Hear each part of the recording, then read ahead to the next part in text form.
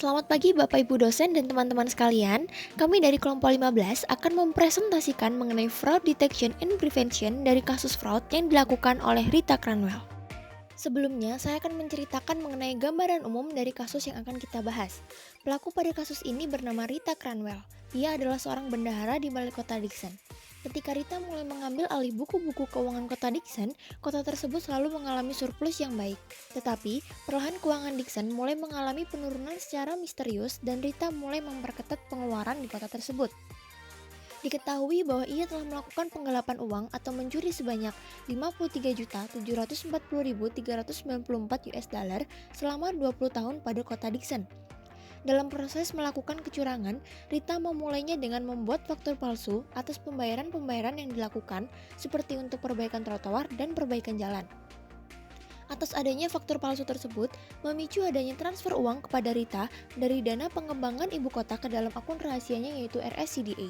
Kemudian, dari akun rahasia tersebut, dia juga menulis cek atas pengeluaran kebutuhan pribadinya sebanyak 179 kali transaksi.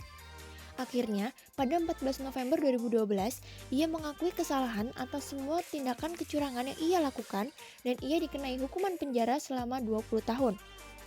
Hakim juga memerintahkan Rita untuk membayar restitusi atas kota Dixon sebesar jumlah uang yang dia curi.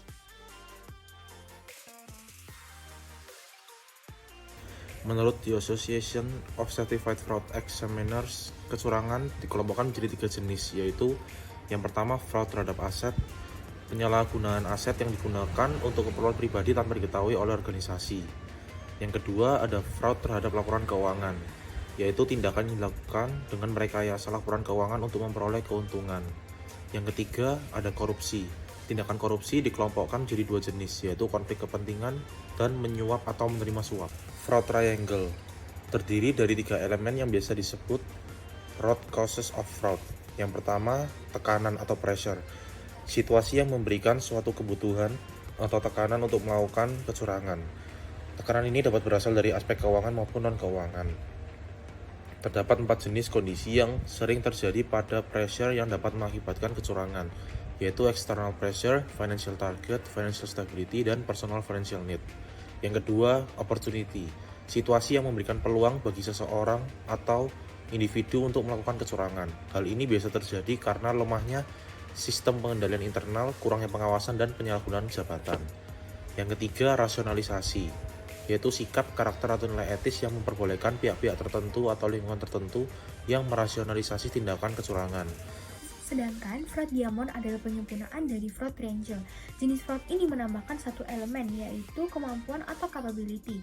Elemen ini memiliki sifat-sifat yang mungkin dimiliki oleh pelaku tindakan fraud, yaitu seperti questioning, intelligence dan creativity, confidence atau ego, coercion, deceit, dan stres. Oleh karena itu, bagi setiap organisasi harus memiliki kemampuan dalam mengenali tanda-tanda bahaya untuk menghentikan penipuan atau fraud dengan melakukan prosedur kontrol terhadap beberapa dokumennya.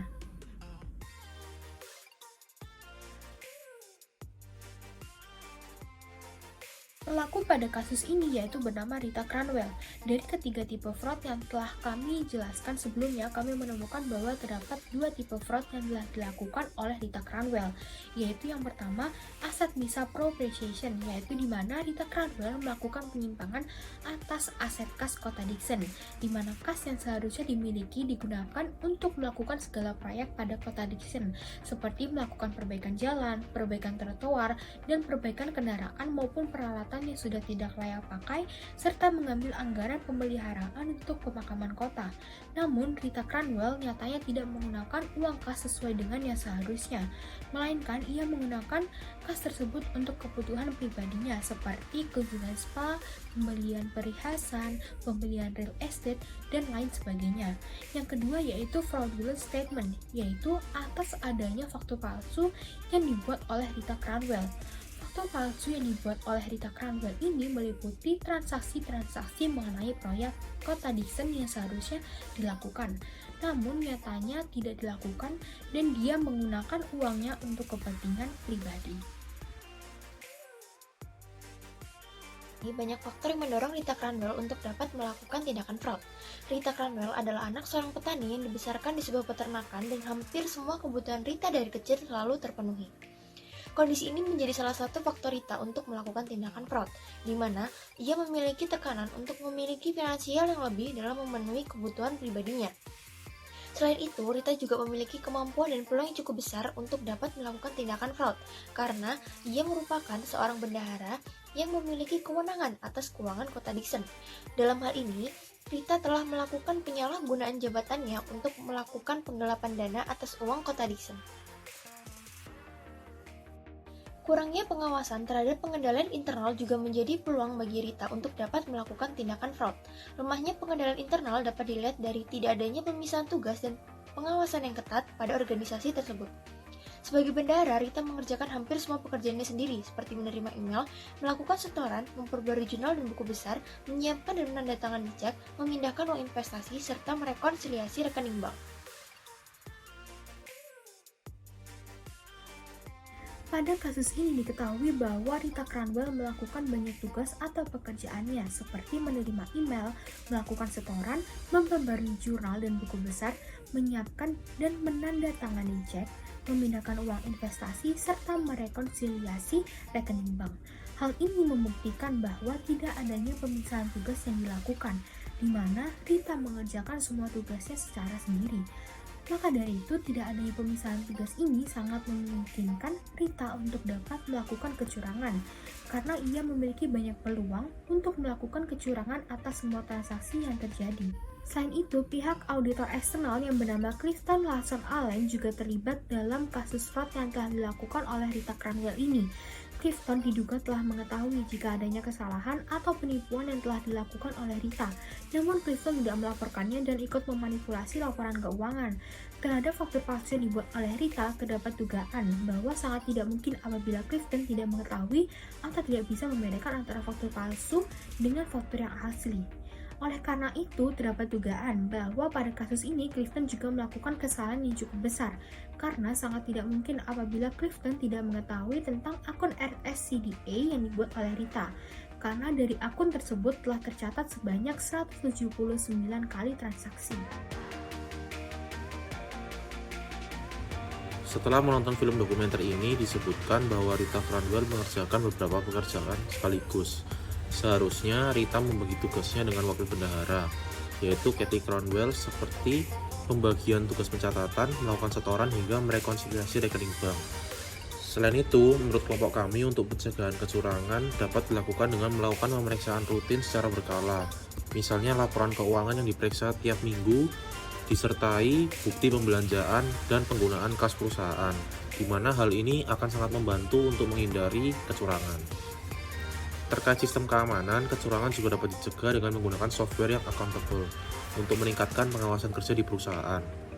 Penggunaan software ini memiliki dua syarat yang harus dipenuhi, yaitu terintegrasi satu sama lain dan adanya jaminan kerahasiaan dokumen penting. Selain itu, menurut kelompok kami, untuk mencegah terjadinya korupsi atau penggelapan dana di perusahaan dapat dilakukan beberapa hal sebagai berikut, yaitu yang pertama, melakukan audit eksternal terhadap laporan keuangan. Yang kedua, membuat dan menetapkan kode etik karyawan. Yang ketiga, melakukan manajemen sertifikasi atas laporan keuangan. Yang keempat, mengembangkan program pendukungan karyawan. Yang kelima, memberikan pelatihan mengenai fraud kepada manajemen. Yang keenam, melakukan audit internal secara mendadak. Berdasarkan pembahasan sebelumnya, dapat disimpulkan bahwa pelaku utama dalam kasus ini adalah Rita Cranwell. Rita terbukti bersalah atas kasus penggelapan dana Kota Dixon yang dilakukan selama 20 tahun dengan nominal mencapai 53 juta US dollar. Awal mula Rita melakukan penipuan ini adalah membuat faktur palsu atas beberapa pembayaran. Faktur palsu tersebut memicu adanya transfer uang kepada Rita dari dana pengembangan ibu kota ke dalam akun rahasianya yang bernama RSCDA. Rita telah melakukan dua tipe fraud, yaitu asset misappropriation dan fraudulent statement. Banyak faktor yang mendorong Rita untuk melakukan tindakan fraud ini. Salah satunya yaitu ia memiliki tekanan atau pressure untuk memiliki finansial yang lebih guna memenuhi kebutuhan pribadinya. Oleh karena itu, untuk dapat mencegah tindakan kecurangan dapat dilakukan dengan pemeriksaan rutin secara berkala terhadap laporan keuangan. Misalnya laporan keuangan yang diperiksa tiap seminggu sekali disertai bukti pembelanjaan atau penggunaan kas perusahaan, di mana hal ini akan dapat membantu terhindar dari kecurangan. Selain itu, penting bagi suatu organisasi untuk menggunakan software yang accountable dan memperkuat sistem pengendalian internal seperti memperketat pelaksanaan SOP agar dapat mengurangi celah bagi karyawan untuk melakukan kecurangan. Sekian dari presentasi kami mengenai kasus fraud yang dilakukan oleh Rita Cranwell. Terima kasih.